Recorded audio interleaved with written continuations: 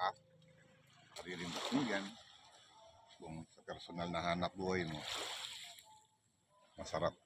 Kaya lang, sa ganitong kalaking basnig, ang nagtanong-tanong ako, aabot ng almost 5 million pesos na rin pala ang kapital bago ka makabuo ng isang ganito na sariling balat. Anyway guys, lahat ng mga pinupuntahan namin na hindi nyo pa nakikita, iba-vlog ko lagi pag may pagkakataon kaming makapag-vlog sa inyo.